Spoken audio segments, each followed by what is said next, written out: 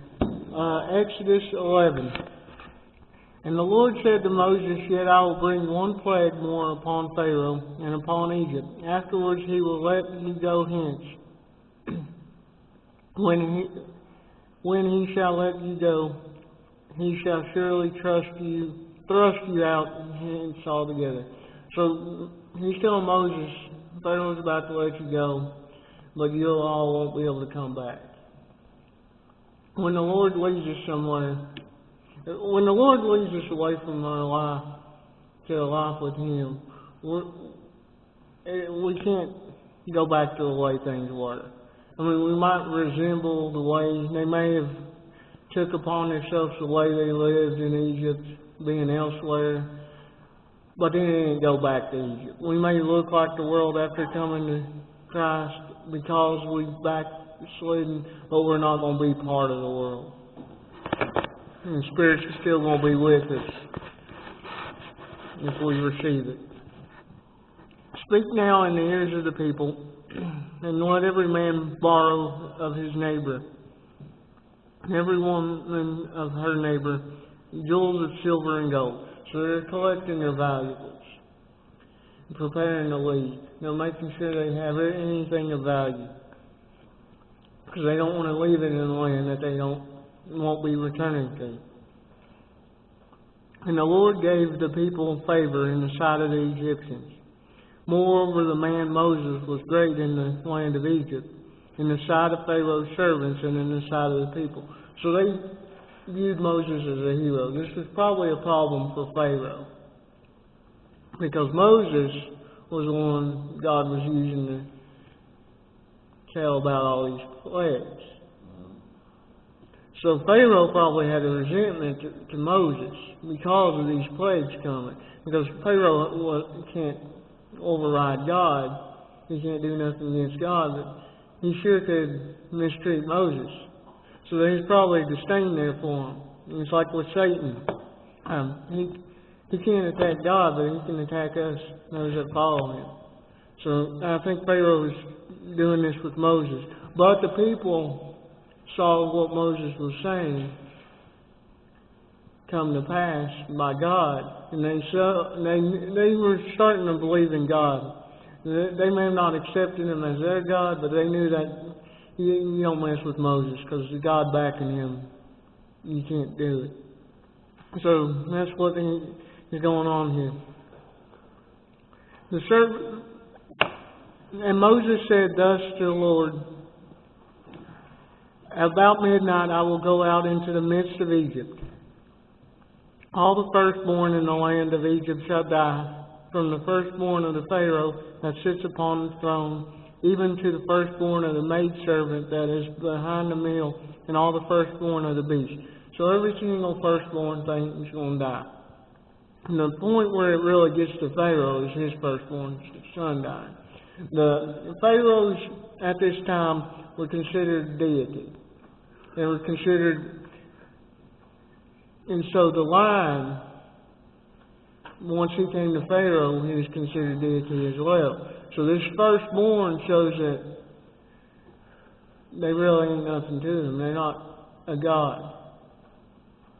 Their God is stronger than any god of Egypt, is what it proves at this point, because each plague shot down one of the gods of Egypt. This one shoots down Pharaoh.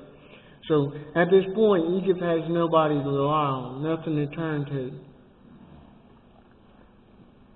And there shall be a great cry throughout the land of Egypt, such as was none like it, nor shall it be like it anymore. So the firstborns were considered, in most times at this point, to be the future. Because everything you gave to your firstborn son. So without him, some of these families may have only had one son, so without that firstborn son, there's nothing.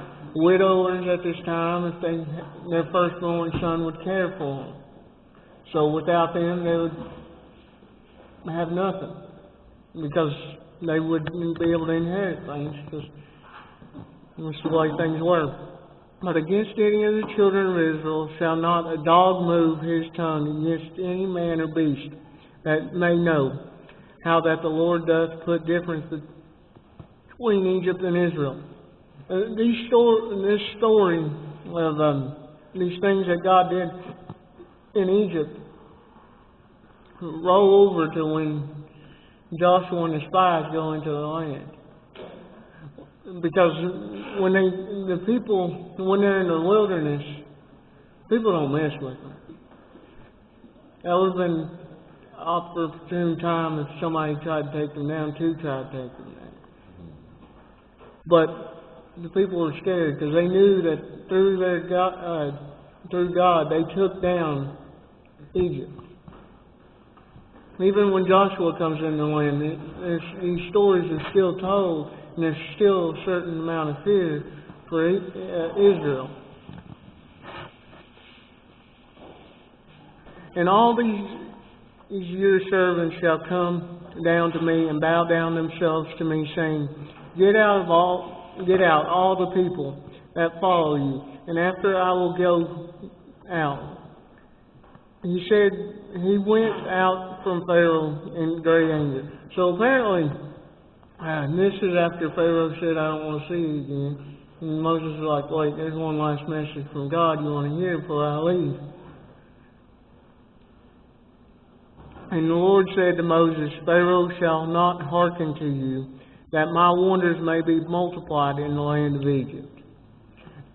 Soon Egypt will be nothing more than what they once were. In fact, in later years, Egypt becomes a place of refuge because no one's going to go to Egypt to get you. And it's like, you're in Egypt. Well, he's in Egypt, and you ain't going to be able to do nothing. Tell me he leaves Egypt.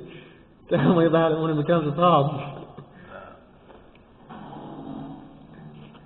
And Moses and Aaron did all these wonders before Pharaoh, and the Lord hardened Pharaoh's heart so that he would not let the children of Israel go out of the land.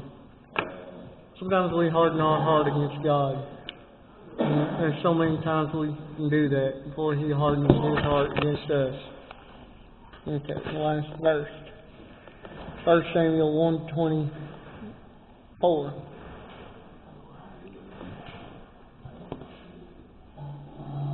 And when she weaned him, she took up with her 3 bullocks and 1 ephah of flour and a bottle of wine, and brought him unto the house of the Lord in Shiloh, and the child was young.